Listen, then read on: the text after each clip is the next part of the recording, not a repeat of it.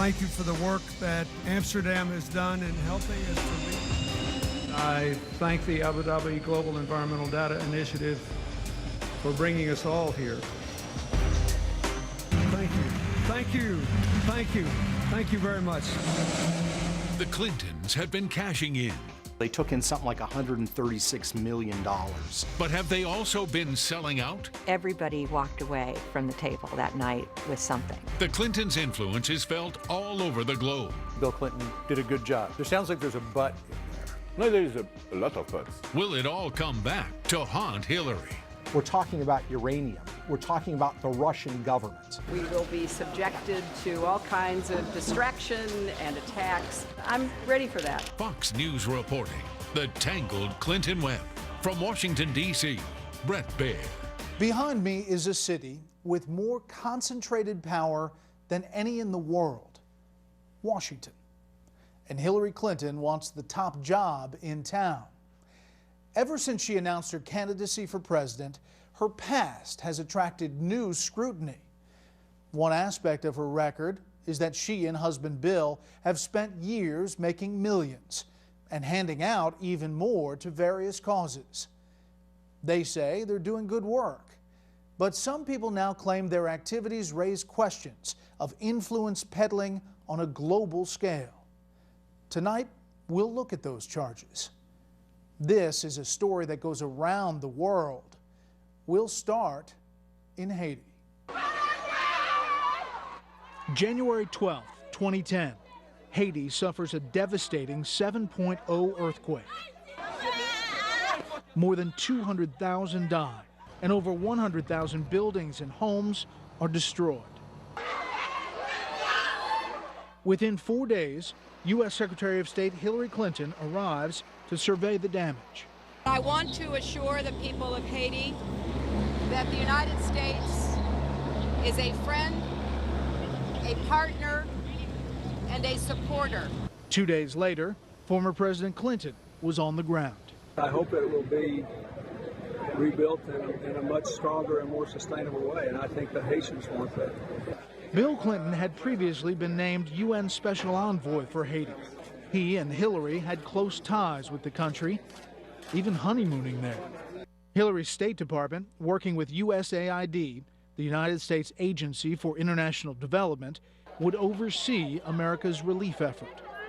The government of Haiti set up the IHRC, Interim Haiti Recovery Commission, to coordinate. Two men were named co-chairs of the IHRC Executive Committee, Haitian Prime Minister Jean-Max Bellerive and Bill Clinton himself. The idea was to not just fix things, but improve them. In an interview with Esquire, President Clinton had big plans, saying, quote, "Wouldn't it be great if they became the first wireless nation in the world? They could. I'm telling you, they really could." But it wasn't at all clear that the people of Haiti would be the big winners in the disaster relief gold rush.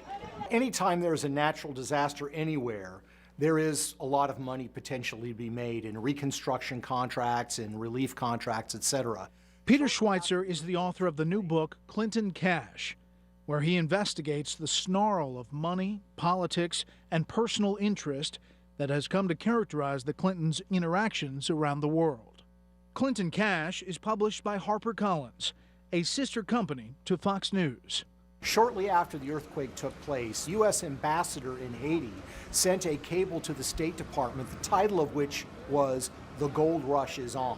And the memo was about the fact that businessmen and companies were showing up in Haiti trying to seek lucrative contracts. It was the job of the IHRC to oversee this process and to ensure no one took advantage of the situation. But what if it was part of the problem? A number of members of the IHRC actually wrote a letter expressing their concerns that they were not involved in the process, that all the decisions were being made by Clinton and Bellerive. In addition, they claimed and argued that the national priorities of Haiti were basically being totally disregarded by the decisions that were being made. As Haiti dug itself out of the rubble, many projects were initiated, often with U.S. money and a connection to the Clintons. For instance, there was the Haitian Mobile Money Initiative, where a much-needed system was created to help transfer money via cell phones. There was also a plan to raise money by exploiting Haiti's rich mineral wealth. The Haitian government announces that they're going to offer 2 so-called gold exploitation permits, the first issued in 50 years in Haiti, that would allow for the extraction and gold mining in the country. Perhaps the most celebrated project of all was Caracol Industrial Park. What is happening here in Caracol is already having ripple effects that will create jobs and opportunities far beyond this industrial park. The grand opening of Caracol was a big deal. You had Bill Clinton there, you had Hillary Clinton there, you had Donna Karan, the fashion designer, you had Ben Stiller, you had Sean Penn. Lots of people showed up to say how wonderful this facility was going to be for everybody. But as all these projects moved forward, questions were raised. The central question, the question which Schweitzer investigated, was about how so many of these deals seemed to come back at some point to the Clintons.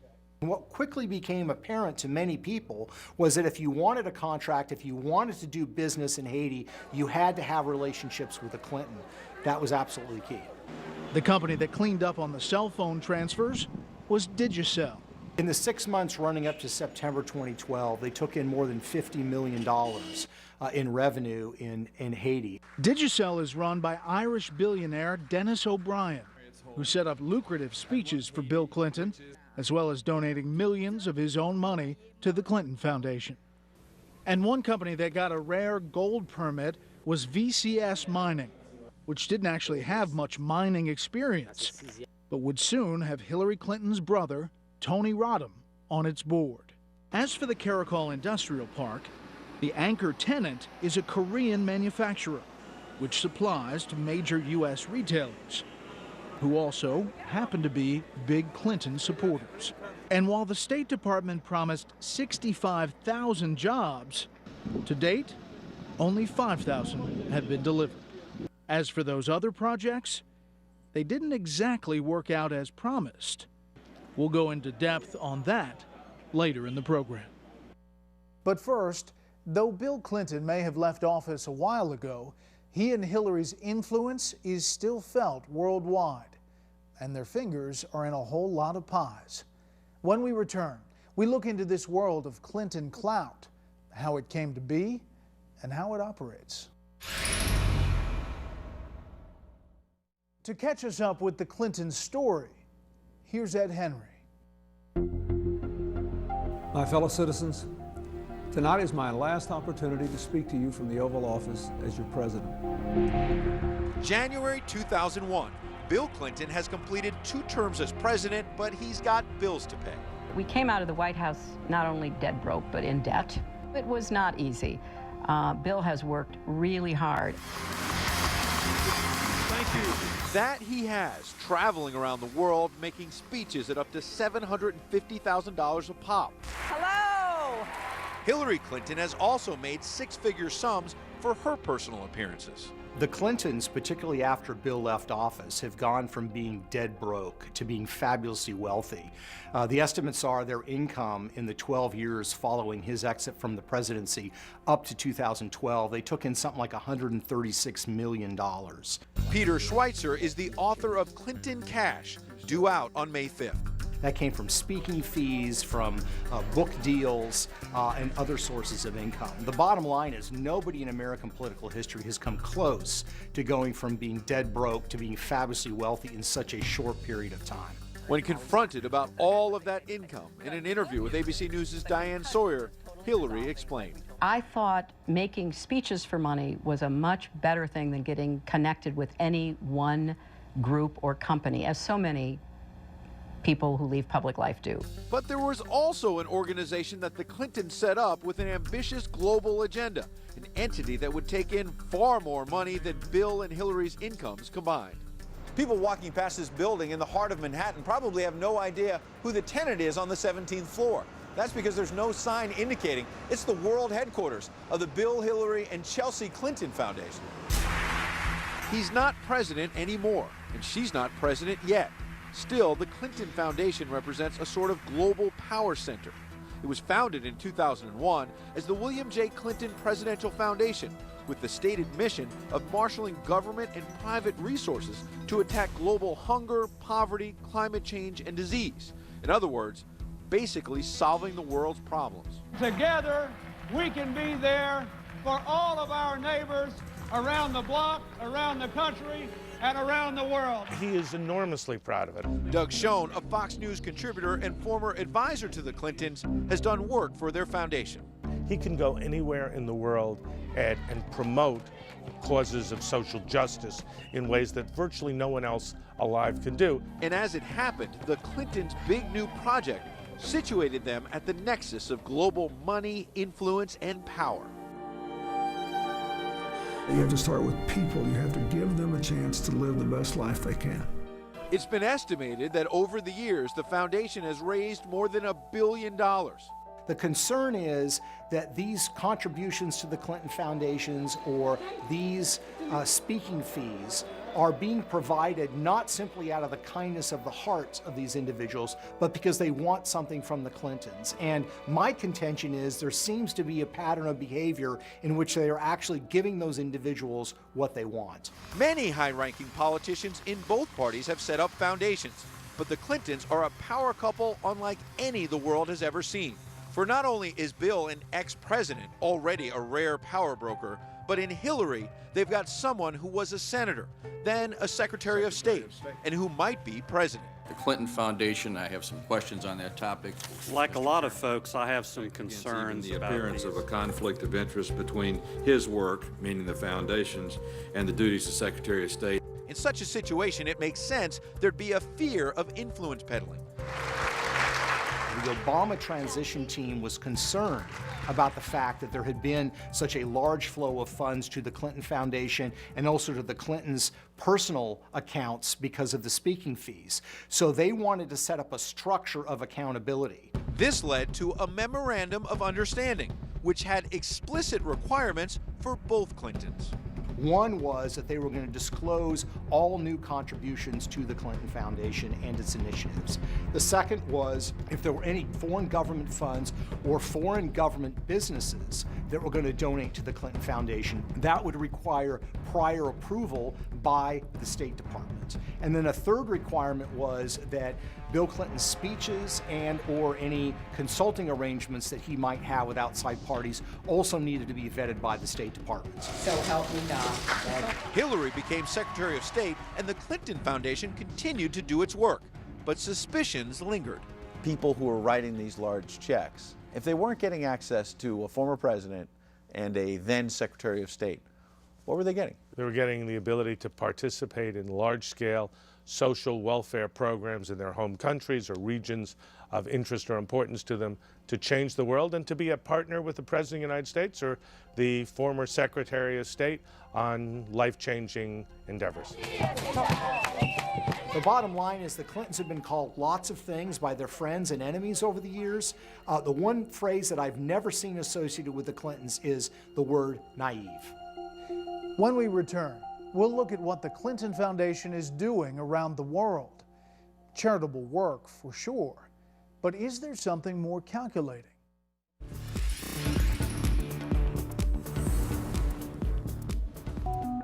These are all juicer operations in Colombia. The dealings of Bill and Hillary are part of what Peter Schweitzer calls the Clinton blur, a mix of money and politics, diplomacy and personal interest, all so interconnected that it's easy to get lost. It's so hard when you look at the Clintons to try to figure out where the charity ends and begins, where their profit-making ends and begins, and where their official powers as Secretary of State or Senator ends and begins. And the problem is they all get blurred together. To put together his book, Clinton Cash, Schweitzer and his team of researchers spent more than a year unraveling the tangled web. Schweitzer took us through a number of these cases. For instance, there's money from the Middle East. The United Arab Emirates wants to have close relationship with the United States. And in 2011, they are under pressure from the Obama administration and Hillary Clinton's State Department because of Iran sanctions. And that is that certain UAE companies are continuing to trade or serve as transshipment points to Iran. Okay, so now fast forward a couple of months. On December 12th, you have the foreign minister of the United Arab Emirates who is flying to Washington, D.C. to meet with the Secretary of State, Hillary Clinton, over some troubling issues. That very same day, the foreign minister's brother, who's the crown prince, is paying Hillary's husband, Bill Clinton, $500,000 for a speech in Abu Dhabi. Asked for comment, the UAE did not put out a formal statement about President Clinton's speech, but they did provide a list of donations they've given to charitable organizations around the world. There's money from Europe. Beginning in 2009, the Swedish telecom giant Ericsson is coming under increasing pressure in the United States because it's selling telecom equipment to repressive governments around the world. In the midst of all of this, they decide to pay Bill Clinton to give a speech for the first time ever. They pay him a whopping $750,000. Soon after, Hillary Clinton's State Department urged new, broader sanctions against Iran. But the guidelines did not include telecom, which is Ericsson's business. Ericsson declined our interview request. The company conceded that the investment was significant, $750,000. But they said it should be seen in light of Clinton's crowd pull, the fact that he had to travel to Hong Kong for the event, and that the event spanned 2 days. The company insists that the conversation regarding Iran had no impact on the decision. There's money from South America. In June 2010, Bill Clinton was in Colombia. Bill Clinton meets with the then president of Colombia, Uribe, to discuss matters in private. What's curious is that Hillary Clinton is in Colombia at the same time.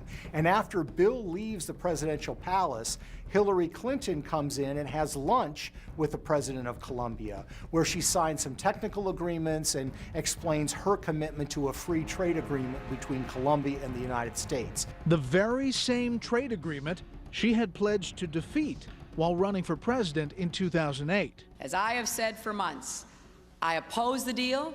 I have spoken out against the deal. I will vote against the deal, and I will do everything I can to urge the Congress to reject the Colombian free trade deal. Also in Colombia with Bill Clinton was Frank Giustra, a billionaire businessman and family friend. We'll meet again. Let's go down the timeline as you have it.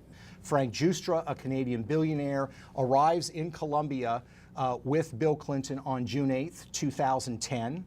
Hillary, at that same time, meets with President Uribe. What's troubling is in that the days that follow, Frank Giustra, who is one of the largest contributors to the Clinton Foundation, sees not one, not two, but actually 3 of his companies get major concessions from the Uribe government in Colombia. Neither Giustra nor former President Uribe ever responded to our request for a comment on the Colombia deal. There's money in dealings with Africa.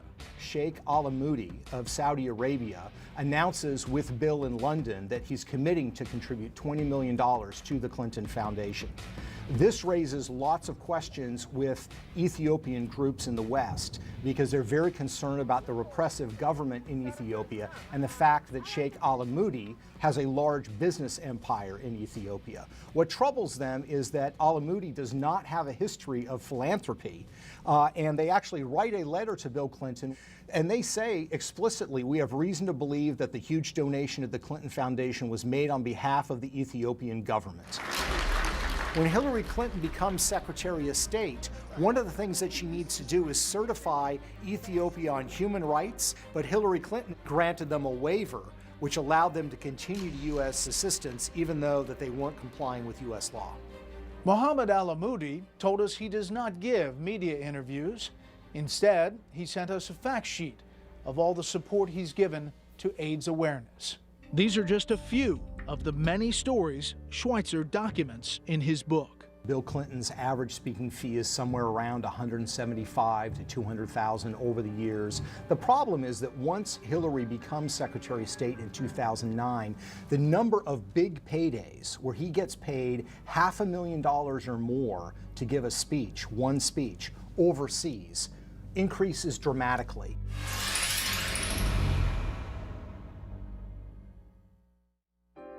So far, we've seen stories of the Clinton blur, as author Peter Schweitzer puts it, wheeling and dealing that mixes philanthropy, politics, and lots of cold, hard cash. In this process, the Clintons allegedly used their influence to raise funds for both themselves and causes supported by their foundation, all while skirting the rules by doing favors for their benefactors. These favors aren't just shady deals. With the clout of the Clintons, they can have far-reaching effects on the international scene. Consider the stunning case of Kazakhstan and how American uranium ended up in the hands of the Russians. Remember businessman and Clinton friend Frank Giustra? Well, he figures in this story too. On September 6, 2005, Bill Clinton shows up in Kazakhstan, where Frank Giustra, a Canadian investor, has been trying to get control to buy a couple of uranium mines. And he became really partners in a way with Bill Clinton, working on philanthropic activities. I came to him with an idea about creating an initiative to alleviate poverty. Furthermore, Frank Giustra has been involved in helping to facilitate speaking engagements for the Clintons. Frank Giustra and Bill Clinton were whisked to the presidential palace of President Nazarbayev in Kazakhstan. And it's a fascinating story because everybody walked away from the table that night with something. The story caught the attention of Pulitzer Prize-winning New York Times reporter Joe Becker.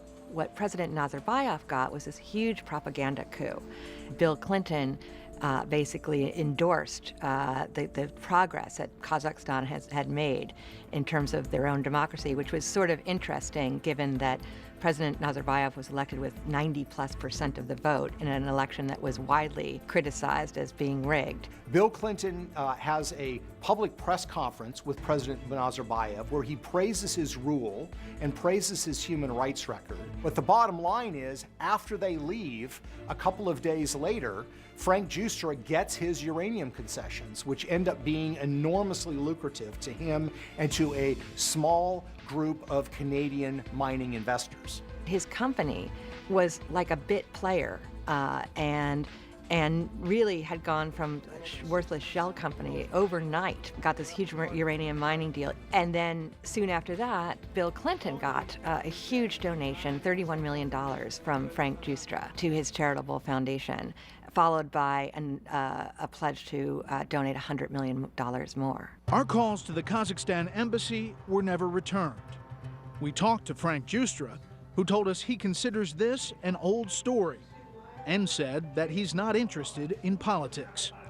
Meanwhile, his defenders insist that no undue influence was exerted in Kazakhstan because the deal did not require the Kazakh government's approval. The problem is there are corporate records that indicate very, very clearly that the Kazakh government did have to sign off and approve. And in fact, that's what we're looking at here. That's exactly. This is what we're looking at here, which is the amended Memorandum of Understanding that's dated September 15th, 2005, between the Ministry of Energy of the Republic of Kazakhstan and Kazatomprom, which is the atomic agency in Kazakh government. So there's no way that they can argue the Kazakh government was not a party to these negotiations. They were signatories to this agreement. And there's a postscript to the Kazakhstan tale. Kazakh officials wanted to take an equity stake in Westinghouse, which is a U.S. company that works in the civilian nuclear field. When you have a sensitive industry like Westinghouse is involved in the nuclear industry, that requires review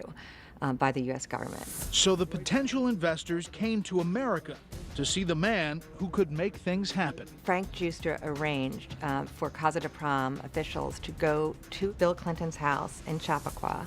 When I first contacted both the Clinton Foundation, Mr. Clinton's spokesman, and Mr. Giustra, they denied any such meeting ever took place. And then when we told them, well, we'd already talked to the head of Kazatomprom, who not only told us all about the meeting, but actually has a picture of him and Bill at the home in Chappaqua, you know, and that he proudly displayed on his office wall. They then acknowledged that, yes, the meeting had taken place. So what happened to Justra's company that benefited from that deal in Kazakhstan? After a merger, it became a uranium giant called Uranium One. And then the Russians bought it. Uranium One became very active in acquiring uranium assets actually in the United States itself.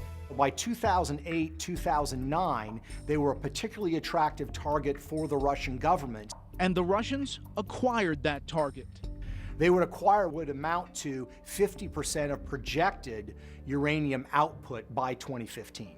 In other words, Russia now controls what was projected to be up to half of America's uranium. Now, does Secretary Clinton factor into this? For that deal to go through, it needs federal government approval, and one of those people that has to approve that deal is Secretary of State Hillary Clinton, who, as Senator Clinton, was vigorously opposed to these kind of buys from countries into U.S. property. That's a great point, Brett. You remember the Dubai Ports deal, for example, which he was opposed to. We believe that no foreign government should control our ports. In this particular case, we're talking about uranium. We're talking about things that relate to the nuclear industry. We're talking about the Russian government, which already provides equipment, material to Iran. That's correct. Just how deeply those uranium interests were invested in the Clintons was not disclosed by them or their foundation. Schweitzer learned about that by scouring Canadian tax records. So let's go to the Fernwood document. Well, Fernwood Foundation is an entity in Canada controlled by Ian Telfer, who ends up being the chairman of Uranium One, which is the Russian-owned uranium company. Ian Telfer, in 2007, made an individual contribution to the Clinton Foundation. The problem is, based on Canadian tax records, in this particular case, made a payment of $250,000 to the Clinton-Justra Sustainable Growth Initiative. They are required to disclose the donation. They failed to do that. This is a hidden contribution. And over the course of a couple of years, you're talking about more than $2 million from the Fernwood Foundation to the Clinton Foundation. When you actually go to the Clinton Foundation website itself on disclosures and type in Fernwood, you find no contributions listed whatsoever. Uranium One and Ian Telfer declined to comment. So what this amounts to in the end is a Russian company, essentially controlled by Vladimir Putin, will now be in charge of a substantial portion of American uranium. Russia sends uranium to its client state, Iran. So American uranium could well be sent to the very nation we're negotiating with to try to slow its ability to develop a nuclear weapon. Thus, we see how far-reaching the effect of the Clinton blur, as Schweitzer puts it, can be. After the break, we return to Haiti and see how relief from the Clinton Foundation has worked out.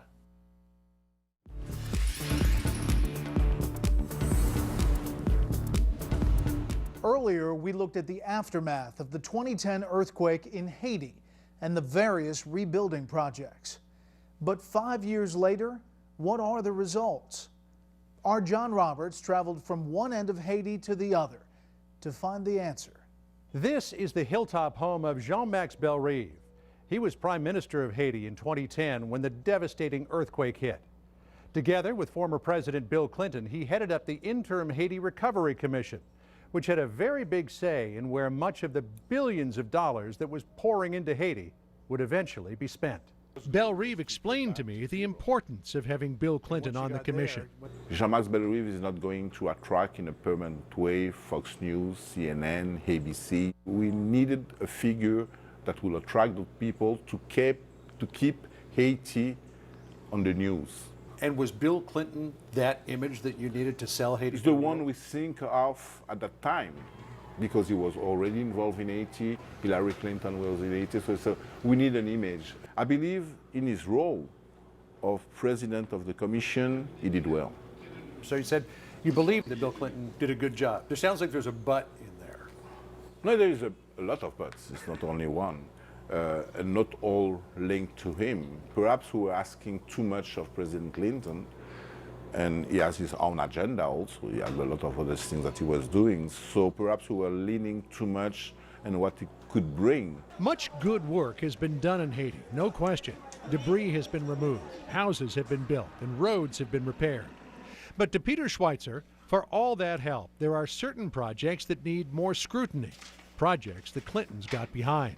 You would expect that there'd be high standards of transparency, that there would be high standards of accountability, and you would also have ethical standards that would prevent you from giving contracts or concessions or benefits to people who are putting money in your pocket. For instance, there's the story of Digicel. Almost any place you go, almost anywhere in Haiti, you'll see signs for Digicel, a top telecom company. The reason they have such prominence in Haiti may be that they have friends in high places. After the earthquake, the Clintons pushed for a wireless, phone-based money transfer system, a useful way to allow friends and relatives to send money into the ravaged nation. The problem is the chief beneficiary from the Clintons' initiative is a company called Digicel that is owned by Dennis O'Brien. O'Brien is an Irish billionaire who made his money in the telecom industry. Shortly after the Clintons began reconstruction in Haiti and began handing out contracts, sometime during that period of 2010 or 2011, he made a multi-million-dollar contribution to the Clinton Foundation. There were also speeches. Bill Clinton gets paid to give 3 lucrative speeches, which are arranged by Dennis O'Brien. But the money flowed in both directions.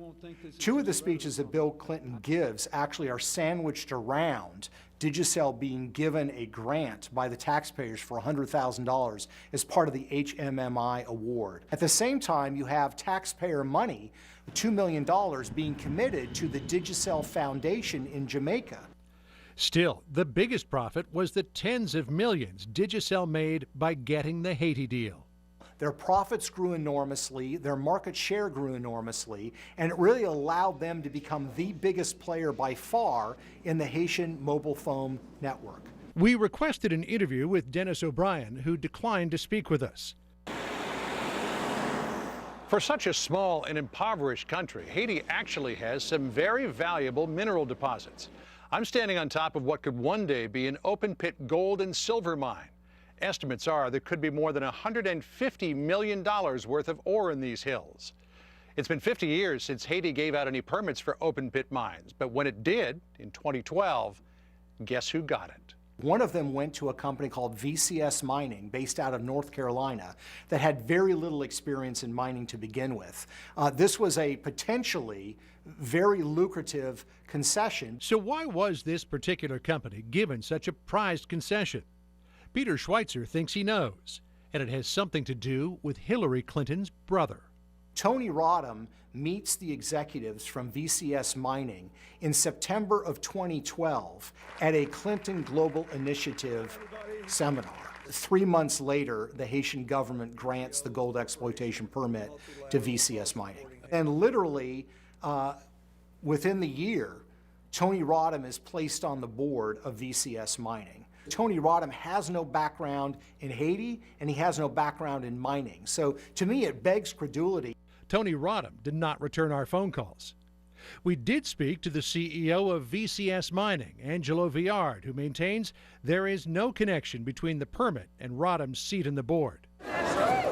Of all the projects, the one that probably made the biggest splash was Caracol Industrial Park.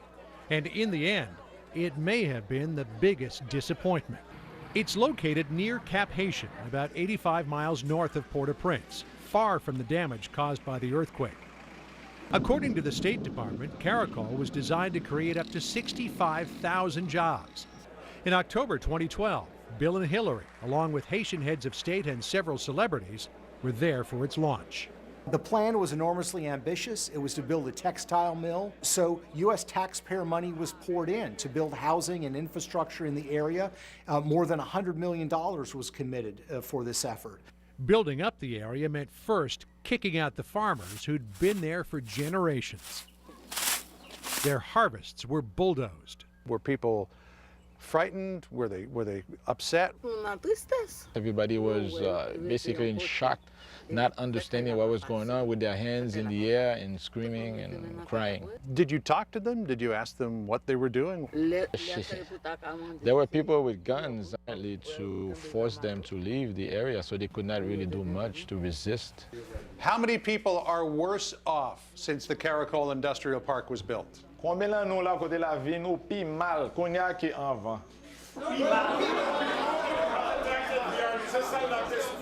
We did contact the biggest tenant here, the textile company, but so far they haven't gotten back to us about paying them a visit.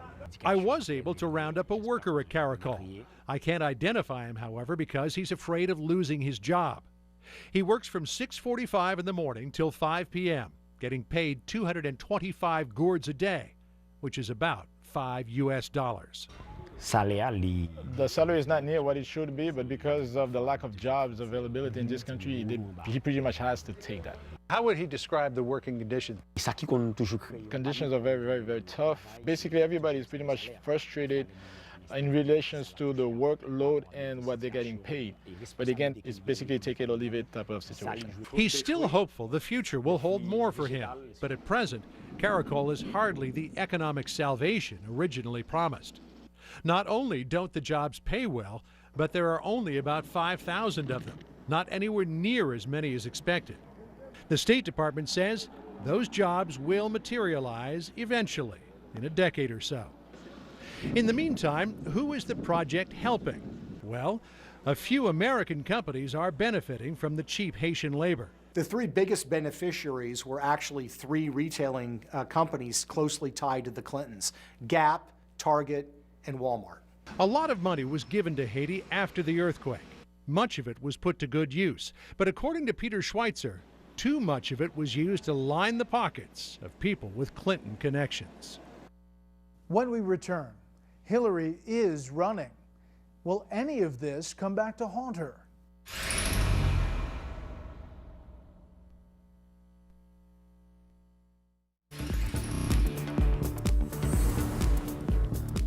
As a presidential candidate, Hillary Clinton offers something new and different. She'd be the first female president. She also offers something that may be too familiar. She's a politician with a long history. The pundits are already asking how her past may affect the future. I'm getting ready to do something too. I'm running for president. One of Hillary's first big decisions as an official candidate for president was to quit the Clinton Foundation. She said she was leaving to, quote, devote myself to this new, all-encompassing endeavor. There were new questions on Hillary Clinton's campaign as new details emerged. A few days later, on April 15th, with the Clinton Foundation coming under increased scrutiny, they changed their policy regarding donations from foreign governments. From now on, the foundation would only take contributions from friendly Western governments, like Canada and Germany. Of course, even under these limitations, there could still be donations from someone like Ian Telfer, the Canadian, who, as we mentioned earlier, was chairman of the Russian-owned company Uranium One. But even as Hillary was distancing herself from the foundation, she couldn't avoid questions about its activities. With investigative book Clinton Cash shaping up to be a political bombshell, she responded to a reporter's inquiries while campaigning in New Hampshire on April 20th by brushing aside the book's claims. Well, we're back into the political season, and therefore we will be subjected to all kinds of distraction and attacks. And people are going to have to believe that all of this was on the up and up, and that nobody was trying to buy influence, and all of this was fine. Or there's going to be a suspicion hanging over her that is likely to hang over her for the rest of this campaign and into the general election if she gets that far. People are already questioning Clinton's trustworthiness. In a Fox News poll, 51% said they did not feel she was honest, the only politician on the list to score above 50%. And this was asked before the revelations about the Clinton Foundation were making headlines. Meanwhile, in a speech at Georgetown, Bill Clinton avoided the controversy.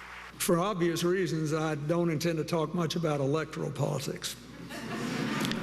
But even if the Clintons won't say anything substantive, The Clinton camp is preparing for an onslaught. We're not big on quitting in my family. You may have noticed that. On April 23rd, Clinton campaign press secretary Brian Fallon offered a specific denial of charges made in a New York Times story about Uranium One, stating, quote, "No one has produced a shred of evidence that Hillary Clinton ever took action as Secretary of State in order to support the interest of donors to the Clinton Foundation." To suggest the State Department, under then-Secretary Clinton, exerted undue influence in the U.S. government's review of the sale of Uranium One is utterly baseless. And legal experts suggest there may even be legal peril facing the Clintons down the road. She's not protected by the fact that her husband may have taken money, or it's her husband's foundation. Spouses' interests are attributed to each other, and that is no excuse or defense. But if media response to the book is any indication, this controversy does not seem likely to go away anytime soon. Too much other media have weighed in with their own reporting on this to make this just go away by saying, oh, it's all a Republican conspiracy. The New York Times is not involved in a Republican conspiracy. The news reporters at the Wall Street Journal are not, and certainly we're not. The Clintons are certainly no strangers to controversy. Bill wrote out more than a few in his day. But if the charges we've just looked at gain traction, will Hillary be as lucky? Or will people worry that another Clinton administration could mean influence peddling on a scale never before imagined? Either way, the Clintons seem to be aware that this is a question demanding a response. That's our show. Thanks for watching.